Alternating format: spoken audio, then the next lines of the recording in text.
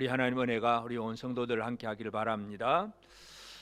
지금 상황이 참 제가 목회 40년이 지났지만 하여튼 초유의 상황입니다. 성도들 보고 교회 오지 말라고 얘기하는 것이 참 진짜 이게 도대체 있을 수 있는 일인가 싶을 정도로 참 힘들고 어려운 시절이기도 합니다.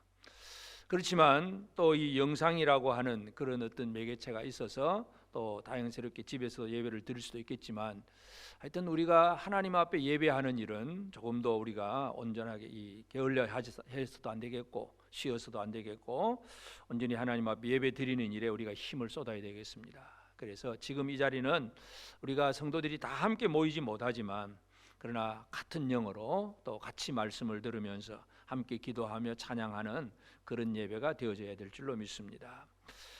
오늘 제 이사야 48장 1절부터 11절까지의 말씀을 읽었습니다.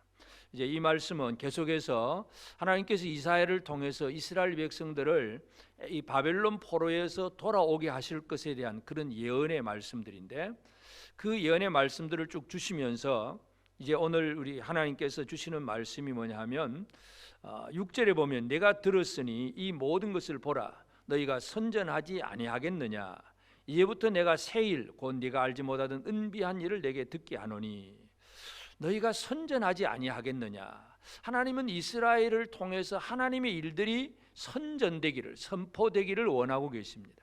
그래서 이스라엘이 어떠한 상태에서 어떻게 하나님의 일을 선전해야 되느냐 이런 것들이 오늘 우리가 살펴봐야 될 그런 문제이기도 한데 예수님께서도 이 제자들에게 그런 말씀을 하셨습니다. 마태복음 5장 16절에 우리가 잘 아는 말씀이 이같이 너희 빛이 사람 앞에 비치게 하여 그들로 너희 착한 행실을 보고 하늘에 계신 너희 아버지께 영광을 돌리게 하라.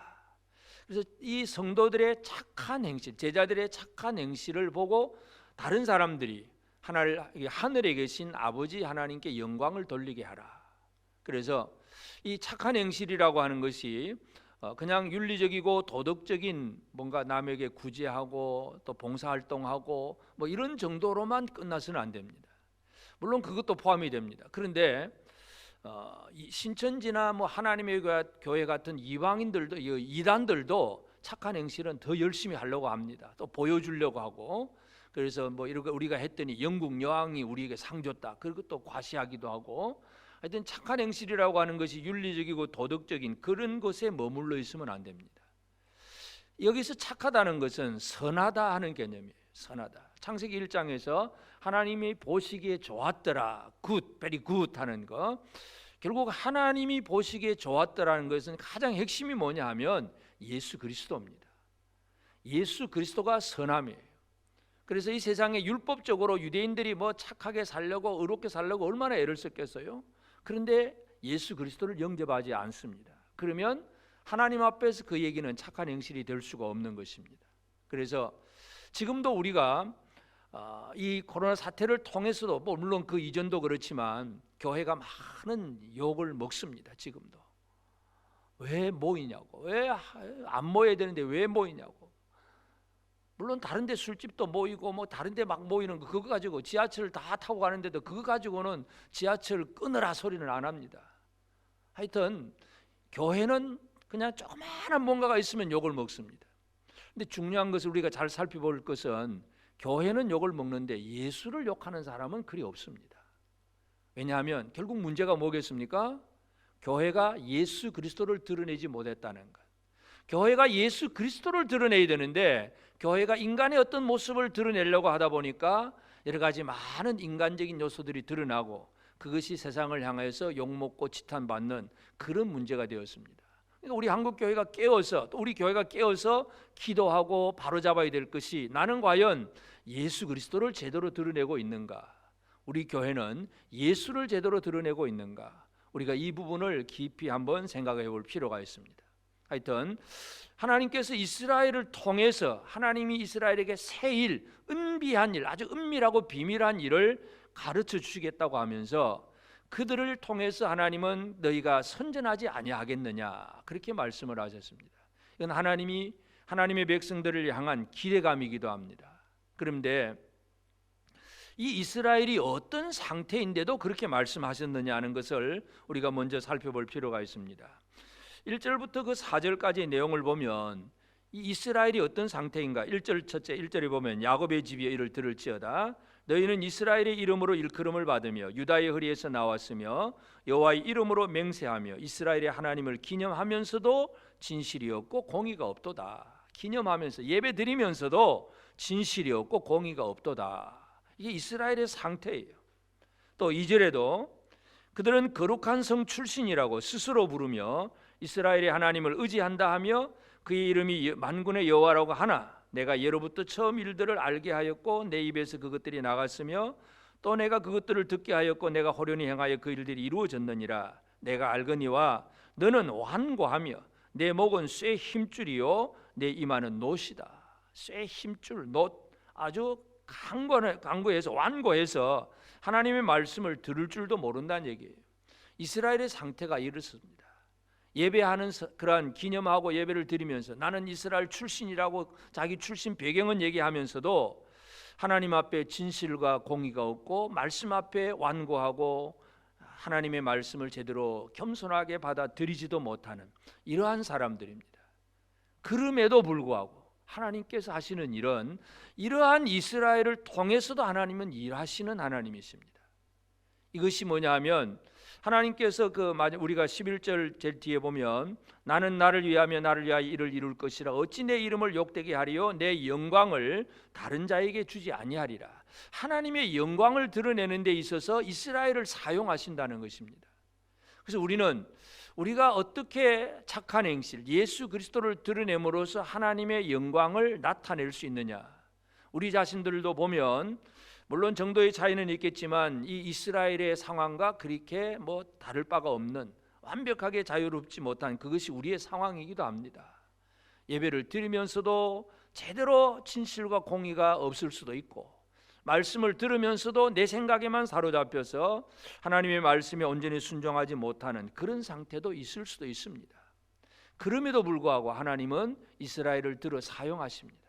그러면 이것 자체가 뭐냐 하면 하나님께서 9절에 보면 내 이름을 위하여 내가 노하기를 더디할 것이며 내 영광을 위하여 내가 참고 너를 멸절하지 아니하리라. 하나님께서 노하기를 더디하신다는 그것을 말씀합니다. 이스라엘 백성들이 이제 애굽을 출발해서 가나안 땅으로 광야로 나왔을 때에 모세가 시내산에 올라갔을 때 백성들이 기다리다가 40일을 기다려도 39일도 기다려도 안 내려오니까 금송아지를 만들잖아요. 그래서 이 금송아지 때문에 하나님의 말씀을 그 계명의 말씀을 받아 들고 모세가 아주 진노해서 그 두 돌판을 그냥 던져서 깨뜨려 버립니다. 그리고는 다시 이제 그 많은 사람을 죽인 후에 다시 이제 시내산에 올라가서 하나님께서 두 돌비를 다시 주십니다.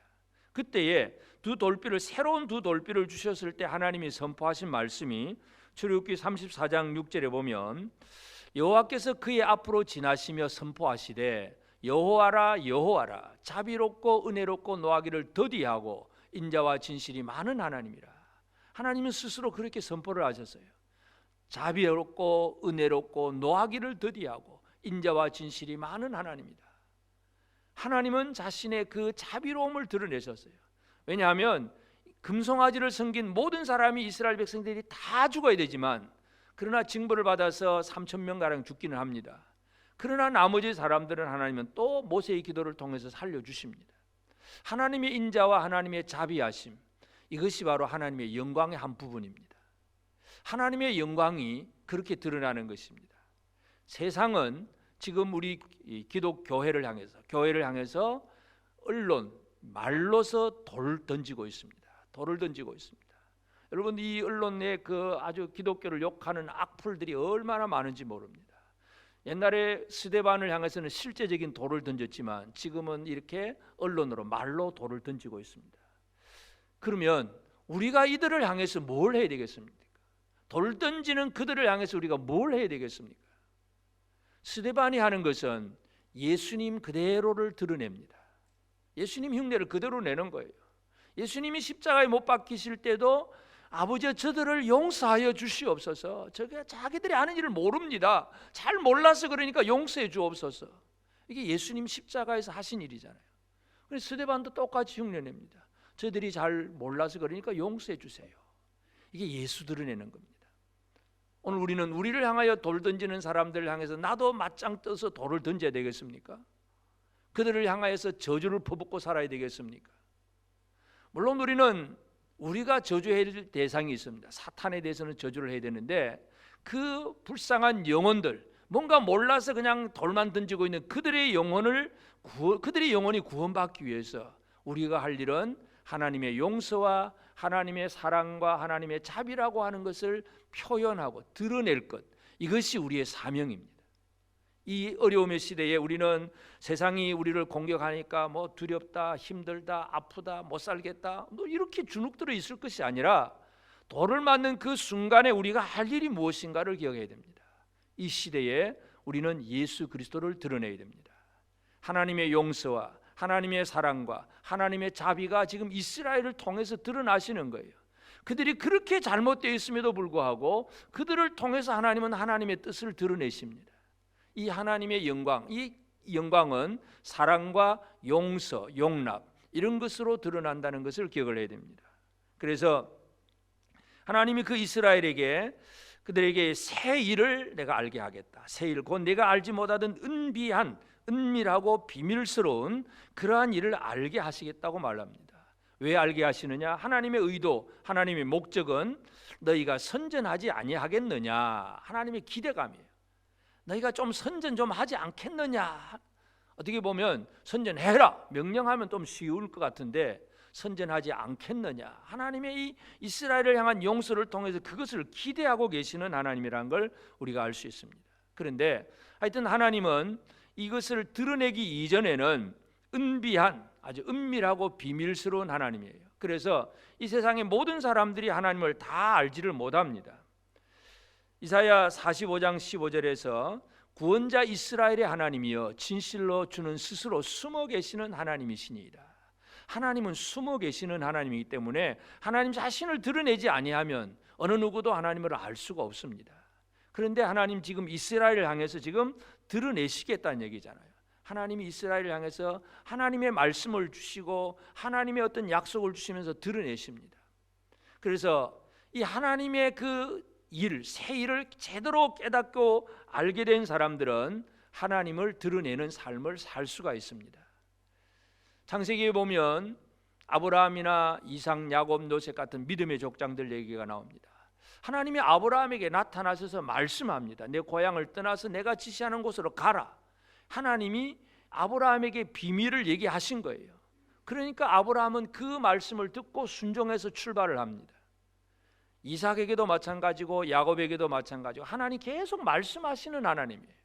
말씀을 통해서 하나님이 자꾸 드러나니까 믿음의 족장들의 삶은 그들이 하나님 말씀대로 살다 보니까 자연스럽게 주변 사람들에게 그들이 믿는 하나님이 드러나는 거예요. 많은 민족들은 자기 나름대로 우상과 그 신을 만들어 섬기고 있는데 이 사람들, 이 유목민들, 아브라함, 이삭, 야곱, 이 사람들 보니까 뭐 특별히 신상도 없고 신전도 없고 아무것도 없는데 뭔가를 믿고 있고 뭔가 도우심을 받고 산다는 것을 사람들이 알게 됩니다.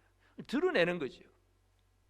이것이 하나님을 아는 사람들이 하나님을 드러내는 겁니다. 그래서 우리가 마지막 요셉도 보면 요셉이 그 애굽에 내려가서 이제 바로 임금의 꿈을 해석을 해줍니다. 그래서 바로의 꿈을 해석을 해줄 때에 애굽 임금 바로가 무슨 얘기를 하느냐 하면 창세기 41장 38절에 바로가 그의 신하들에게 이르되 이와 같이 하나님의 영에 감동된 사람을 우리가 어찌 찾을 수 있으리요.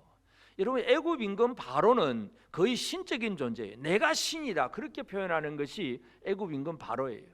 근데 요셉이 자기의 꿈을 해석하는 걸 듣고 나서는 뭔가 다르다는 걸 느끼게 됩니다. 그래서 이와 같이 하나님의 영에 감동된 사람, 뭔가 이 하나님이라고 하는 뭔가 여호와 하나님을 제대로 아직은 모르지만 자기보다 더 높은 어떤 존재가 있다는 것을 애굽 임금 바로가 깨닫게 됩니다. 그걸 보여주는 것이 바로 요셉이었어요. 그래서 하나님은 이러한 믿음의 족장들을 통해서 하나님의 존재가 주변 사람들에게 드러나게 하셨다는 것을 우리가 이해할 수가 있습니다. 이것이 하나님이 일하시는 방식이에요.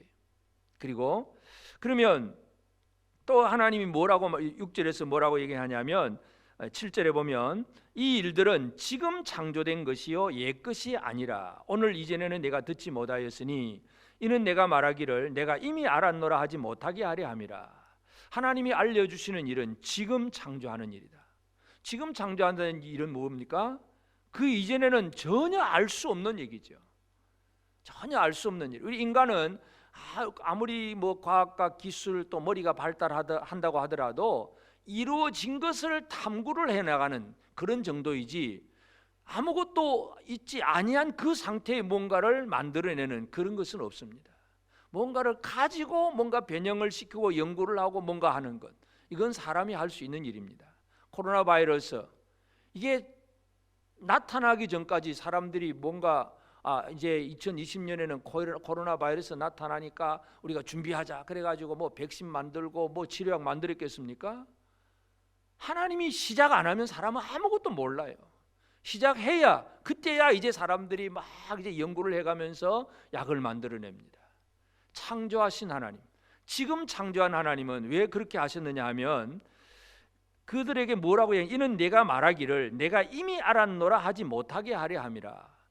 옛날부터 있던 일을 똑같은 일을 그대로 하면 야 그거 내 옛날부터 다 알았어. 나 그냥 옛날에 나 그거 다 띄었어. 뭐 그런 식의 말조차도 나오지 못하게 하시는 하나님이에요. 하나님의 새 일은 인간이 도무지 이해할 수 없고 미처 생각할 수 없는 그런 일이라는 것을 우리가 기억할 필요가 있습니다.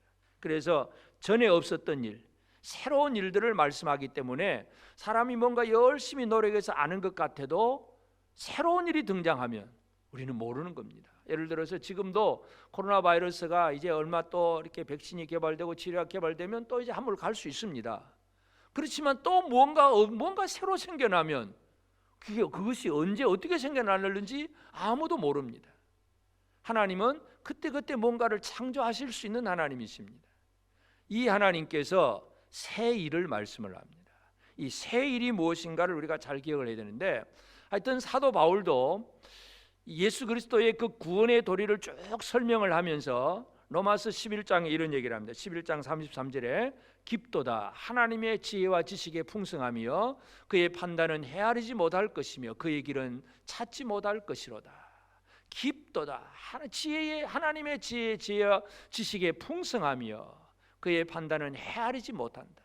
로마서 1장부터 11장까지 사도 바울은 이 사람이 어떻게 구원받느냐 하는 그 구원의 도리를 쫙 설명을 합니다. 율법은 어떻고 예수 그리스도 믿음은 어떻고 막 설명을 했는데, 그래서 사람은 오직 예수 그리스도를 믿어서 구원받는다 그 얘기를 했는데 마지막 결론이 뭐냐 하면 그 이상은 모르겠다는 얘기죠.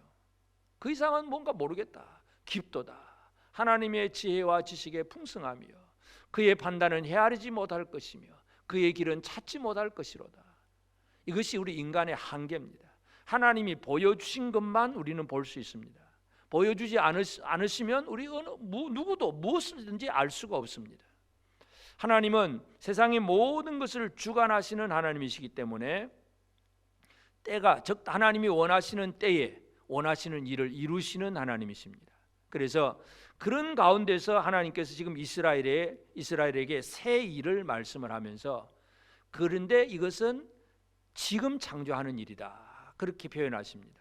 물론 하나님의 계획 속에는 이미 다 예정되어 있는 일이긴 하지만 이스라엘 백성들의 입장에서는 전혀 들어보지도 못했던 그런 일이 될 것이다 하는 그런 말씀입니다. 그래서 하나님은 새 일, 은비한 일을 내게 들려주겠다. 하나님은 그 일을 이스라엘에게 들려주겠다고 말씀을 하십니다. 그래서 이 하나님의 은비한 일, 하나님의 비밀, 이것은 뭐냐? 예수 그리스도를 통해서 결국은 이 일이 다 이루어집니다. 그래서 이 땅에 오신 예수 그리스도는 하나님이 말씀하시는 새 일을 이루시는 분이십니다. 하나님의 은밀하고 비밀스러운 그 일은 무엇이냐 하면 그것이 바로 예수 그리스도입니다. 예수 그리스도가 하나님의 비밀이라는 얘기죠. 사도 바울이 골로새서 1장 27절에 이런 얘기를 합니다. 하나님이 그들로 하여금 이 비밀의 영광이 이방인 가운데 얼마나 풍성한지를 알게 하려 하심이라. 이 비밀은 너희 안에 계신 그리스도니 곧 영광의 소망이니라. 이 비밀은 너희 안에 계신 그리스도다. 우리 이 골로새 이방인 성도들에게 예수 그리스도가 들어오고 그 예수로 말미암아 구원받게 된 것, 이것이 하나님의 비밀이라고 하는 것입니다. 여러분, 이방인이 어떻게 구원을 받습니까? 유대인들은 너희 이방인들이 구원받으려면 다시 할례도 받아야 되고 절기도 이렇게 지켜야 되고 이런 거 다 해야 제대로 구원받을 수 있다. 율법주의자들이 그런 얘기를 하잖아요. 사도 바울이 전한 복음은 그게 아니었어요. 이방인은 어제까지만 해도 우상 앞에 가서 절하던 사람이었고 음란하고 그저 세상에서 방탕하고 지멋대로 살던 사람들이었습니다.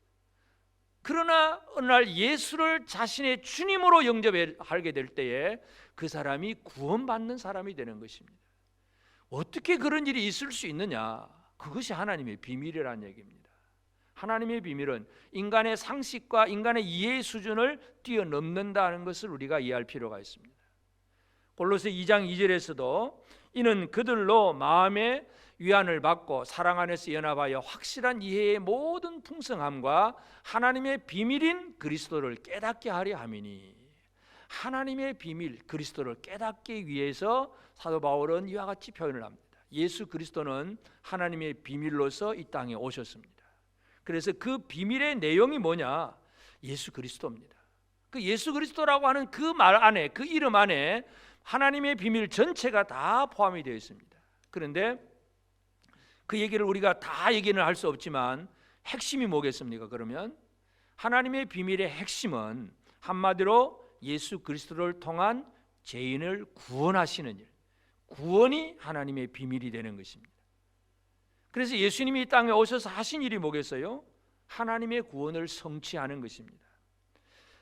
이 출애굽 사건이 있고 그리고 바벨론 포로에서 돌아오는 그 사건이 있습니다. 이걸 이사야 선지자가 뭐라고 얘기했었느냐 하면 이사야 43장 18절 19절에 보면 너희는 이전 일을 기억하지 말며 옛날 일을 생각하지 말라. 보라 내가 새 일을 행하리니 이제 나타낼 것이라. 너희가 그것을 알지 못하겠느냐? 반드시 내가 광야의 길을 사막의 강을 내리니. 그러니까 이 18절에서 이전 일이라고 하는 말이 있고 19절에서는 새 일이 있어요. 이전 일이 뭐냐 하면 이사야가 그 강조하는 이전 일은 이스라엘 백성들이 애굽에서 나오는 출애굽 사건이에요. 그 출애굽 때에 그들이 노예 상태였잖아요. 아무것도 할 수 없는 상태에서 하나님이 그냥 모세를 보내서 그들을 이끌어내시는 거예요. 그리고 홍해 바다가 가로막혀 있으면 바다를 갈라놓기도 하고 40년의 광야 생활에서 매일 만나를 주시고 반석에 물을 주시고 그들을 구름기둥 불기둥으로 날마다 인도하시고, 이것이 이전 일입니다. 그러면 새 일이 뭐냐 하면 바로 바벨론 포로에서 돌아올 백성들의 귀한 사건, 그 얘기입니다. 그러니까 결국 이전 일과 새 일의 공통점은 무엇이겠습니까? 한마디로 구원이라는 것입니다. 이스라엘이 뭔가 온전하고 완벽해져서 구원받는 게 아니에요. 애굽에서 노예 상태 그대로였고 바벨론 포로 상태에서도 여전히 그대로였습니다. 개인적인 면에서는 다니엘과 같은 그런 믿음의 생활을 하는 사람이 다 있었지만 전체 공동체로 본다면 아직도 준비되지 못한 그들, 전에 말씀드렸듯이 그냥 금식의 절기는 지키지만 진짜 하나님 앞에 제대로 회개하고 금식하는 그런 것이 아니라 우리는 금식했다, 우리는 이 금식 절기를 지켰다, 이것으로 만족하는 그 사람들이에요. 그럼에도 불구하고 하나님 그들을 구원하시는 거예요. 이게 하나님의 구원이고, 이 하나님의 구원이 죄인을 구원하는 것이고 예수 그리스도가 이 구원을 성취하셨다는 걸 우리가 이해할 수 있습니다. 디모데전서 1장 15절에 보면 밑보다 모든 사람이 받을 만한 이 말이여 그리스도 예수께서 죄인을 구원하시려고 세상에 임하셨다 하였도다. 죄인 중에 내가 괴수니라. 결국 사도 바울이 자기를 고백하죠. 내가 죄인 중에 괴수다. 근데 예수님이 뭐 하시는 분이야? 죄인 중에 괴수 같은 나를 구원하셨다. 이것이 비밀이라는 얘기예요. 그리스도의 비밀, 하나님의 새 일이 바로 이것입니다. 그래서 결국은 이 사도 바울이 하는 일이 뭐겠어요? 바로 예수를 드러내는 거예요. 내가 예수로 말미암아, 죄인을 구원하시는 예수로 말미암아 내가 죄인 중에 괴수인데 예수 믿는 사람을 잡아 죽이러 다니는 사람이었는데 내가 구원받았다. 이 삶을 드러내고 이 표현을 하는 것이 바로 지금 사도 바울이 하고 있는 거예요. 그것은 바로 하나님의 비밀을 드러내는 삶을 바울이 하고 있는 것입니다. 하여튼 예수 그리스도는 이 땅에 오셔서 하셨던 일이 뭐냐 하면 하나님의 구원을 완성하시는 일입니다. 출애굽하는 사건, 바벨론 포로에서 돌아오는 사건, 전부 구원 사건이에요. 그 얘기는 전부 예수 그리스도가 어떤 구원을 이룰 것인가 하는 것을 예표로 보여주는 사건들입니다.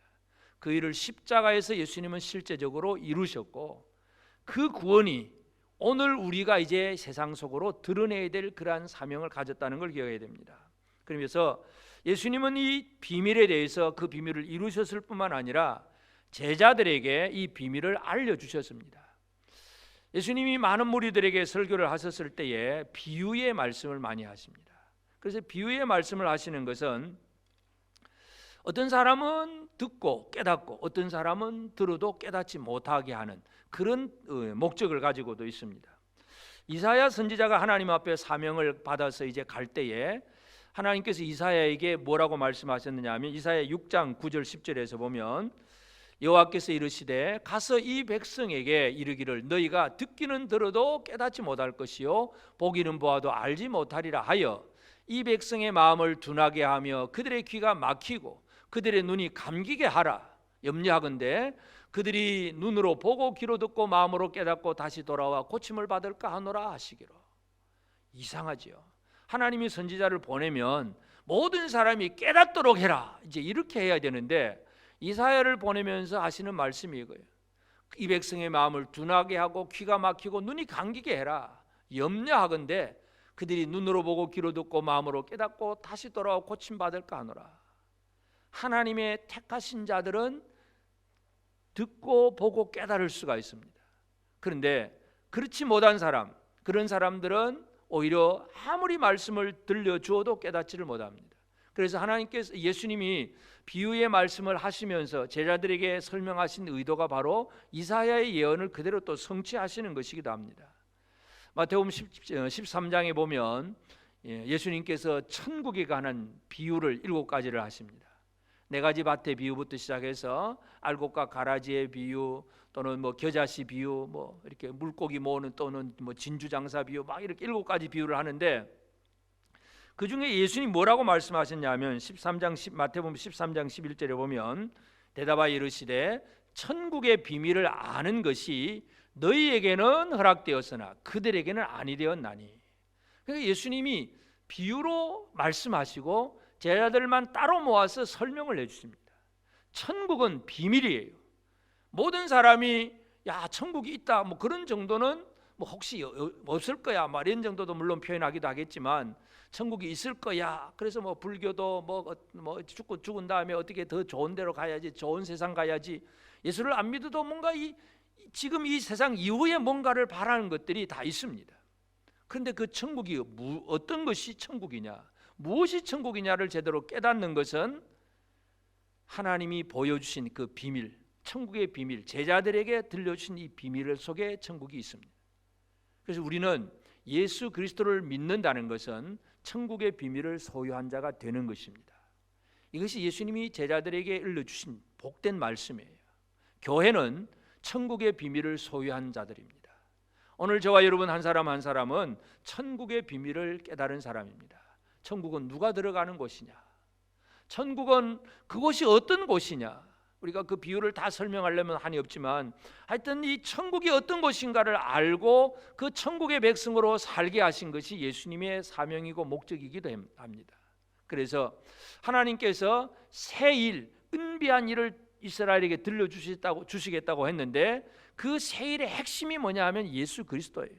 구원이에요. 그리고 그 구원의 도리를 예수님은 제자들에게 가르쳐 주셨습니다. 이제 우리는 예수님으로 말미암아 우리는 믿으면 구원받는다고 하는 그 사실을 이미 우리는 듣고 압니다. 그래서 이 세상을 향해서 지금 우리가 할 일이 뭐겠습니까?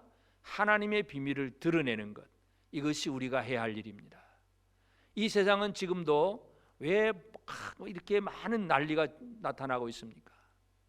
또 계속해서 이 코로나 바이러스로 해서 많은 사람 확진자가 생기고 죽는 사람은 생기고 하니까 뉴스를 들어보니까 모두가 지금 두려워서 어쩔 줄을 모릅니다.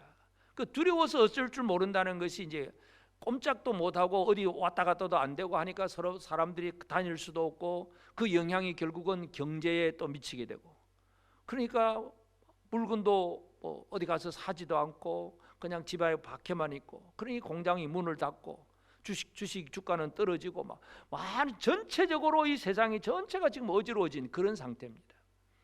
결국 그 모든 어지러움은 어디에서 출발하느냐 하면 죽을 것에 대한 두려움 때문에 출발합니다.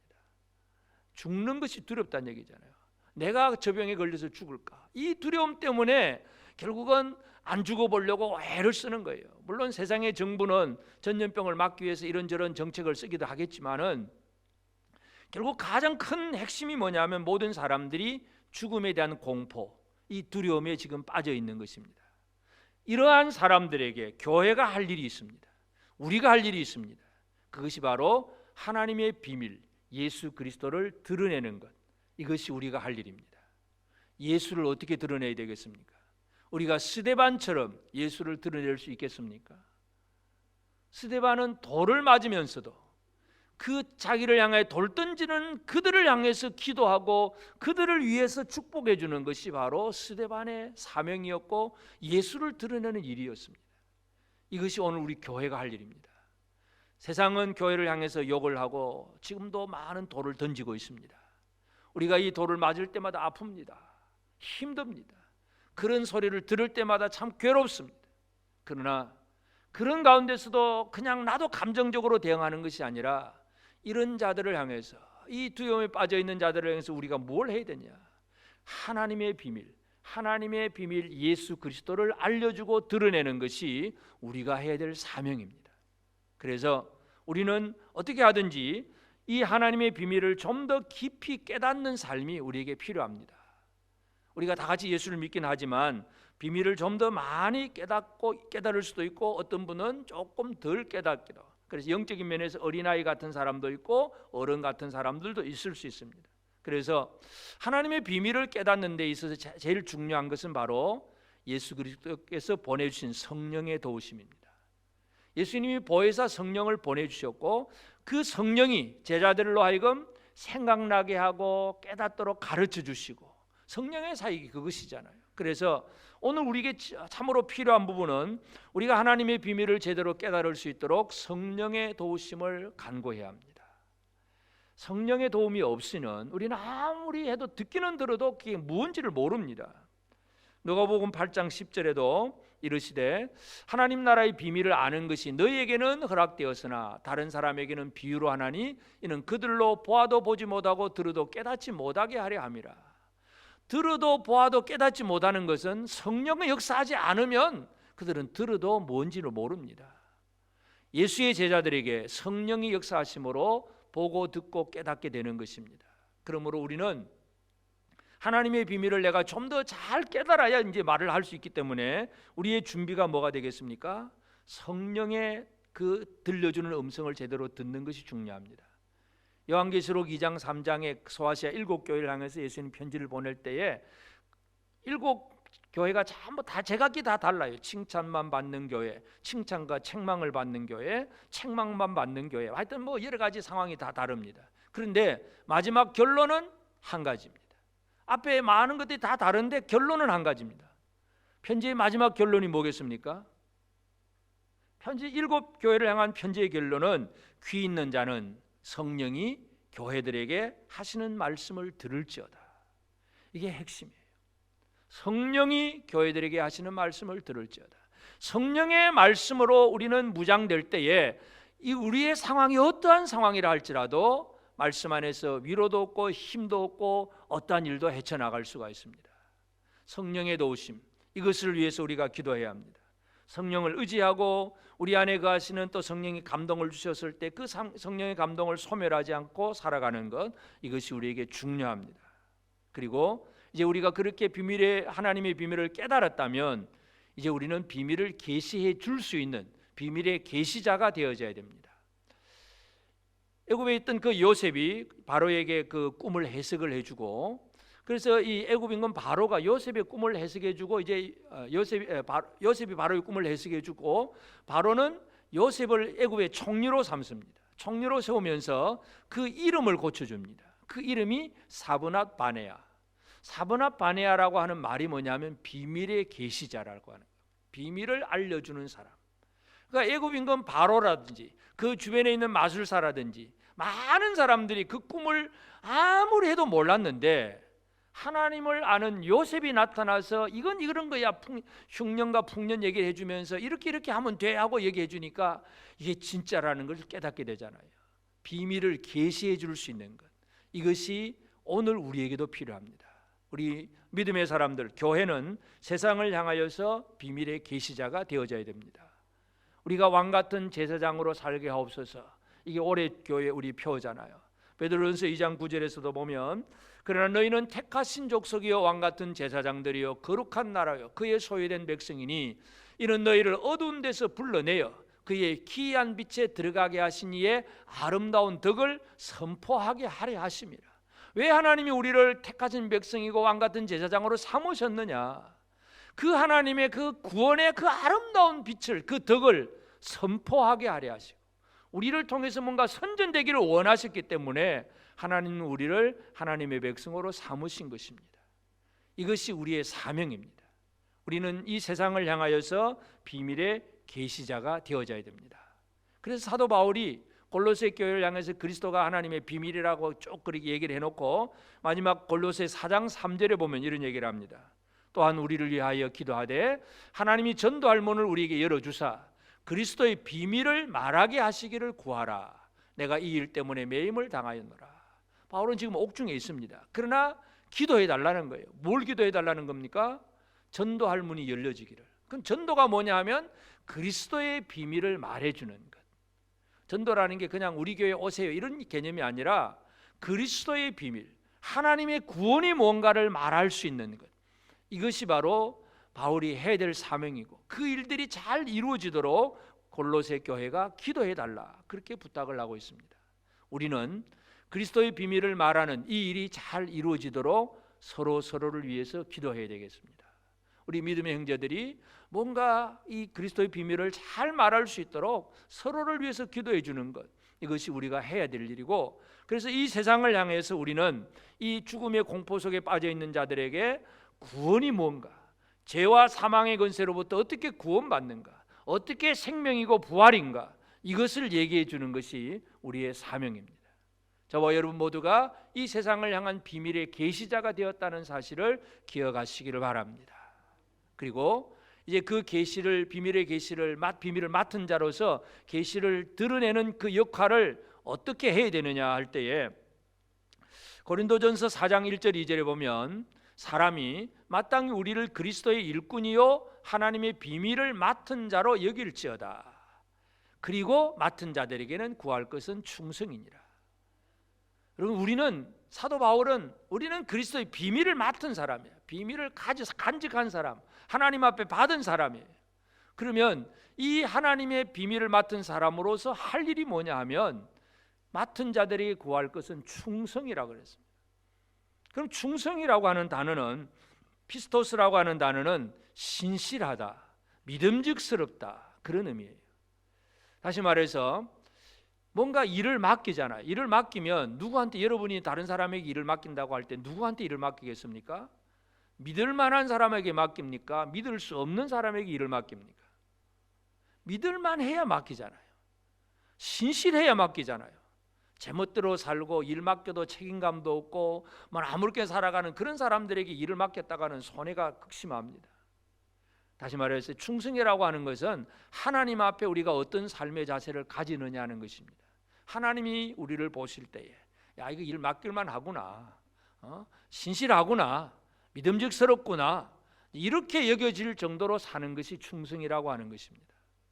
오늘 우리가 비밀의 계시자로서 하나님의 비밀을 드러낼 자로서 하나님 앞에 우리가 어떤 삶을 살아가야 되느냐, 신실한 자로 믿음직한 사람으로 살아가야 됩니다. 하나님이 일을 맡겨줬는데도 전혀 복음을 드러낼 줄도 모르고 여전히 자기 일에만 바쁘다. 그럼 하나님 앞에서는 충성스럽지 못한 사람이 되는 것입니다.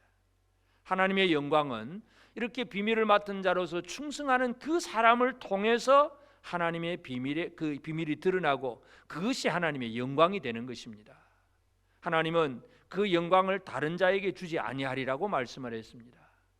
하나님은 사람들이 우상을 섬기거나 우상에게 찬양하거나 인간이 자기 업적을 자랑하고 자기 지혜를 자랑하고, 하나님 그런 걸 보지를 못하십니다.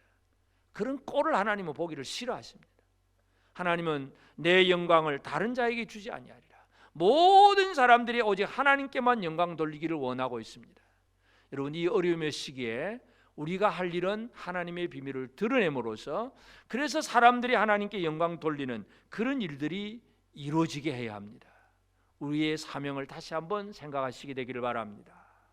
그냥 이 어려움의 시기에 그냥 어떻게 견뎌 나갈까, 하나님 그냥 우리를 좀 지켜주세요, 보호해 주세요, 이런 정도로 사는 것이 아니라, 이러한 때가 되었다면, 우리가 돌맞는 이런 시기가 되었다고 할지라도 나는 예수 그리스도를 어떻게 드러내고 있는가, 예수를 어떻게 드러낼까, 나를 저주하고 욕하는 그들을 위해서 오히려 그들이 구원받도록 기도하고 하나님의 비밀을 드러내는 것, 이것이 우리의 사명입니다.